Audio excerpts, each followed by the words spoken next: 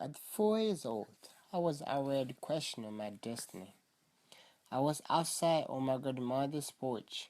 Look at the blue-gray moon. My grandmother was sitting on a big black sofa she kept outside. She would occasionally reach into the pile of rock she kept near and toss other than the stray dog that kept begging for food. I looked up at her and saw she was crying. I asked her, "What happened?" She simply muttered, "Feed you, my son."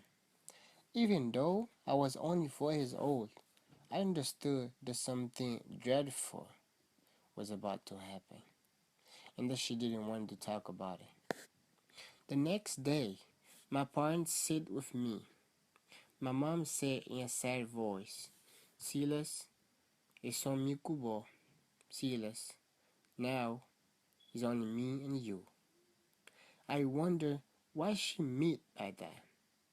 I could tell just by seeing my mother's face that she was worried.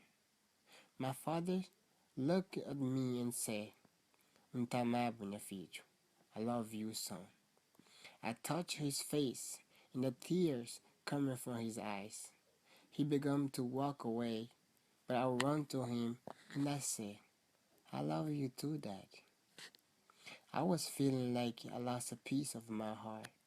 My mom hugged me and cleaned the tears on my face while he kissed me. That day, my father left for the United States.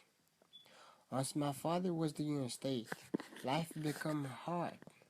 My mother had to stop her studies to find a job. Days had passed and she couldn't find a job, and she was forced to take a work on another island.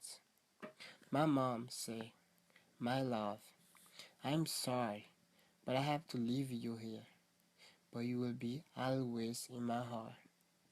I looked at my mom's heartsick face. Her eyes were painful red, and the tears leaking for this despite her best effort to be strong.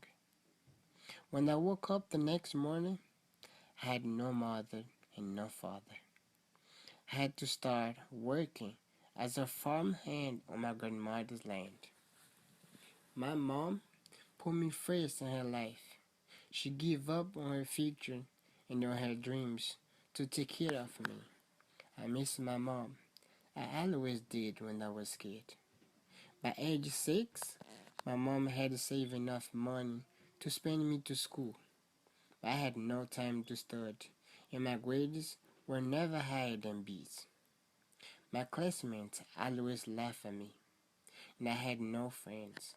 For the next several years, I worked on the farm, went to school, and I had no accompaniment. I had not heard from my father since she left. By age 12, something good happened. My dad sent me documentation to come to the United States. When I got here, I couldn't recognize him. He cried and asked me for forgiveness. I forgave him because no matter what he had done, he was my father, and he will be always my father.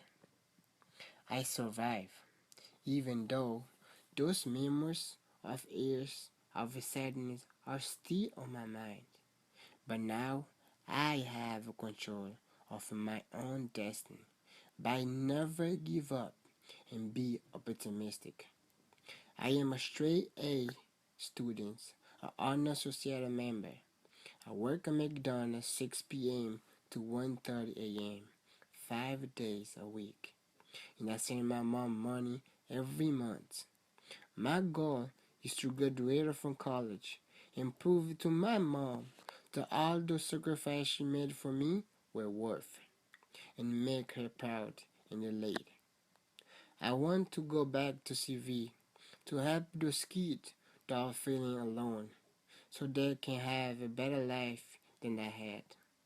I wanted to live in peace, love, and happiness, and be able to yell to the world, "I am successful." If I can change my destiny, why can't everybody else give it a try?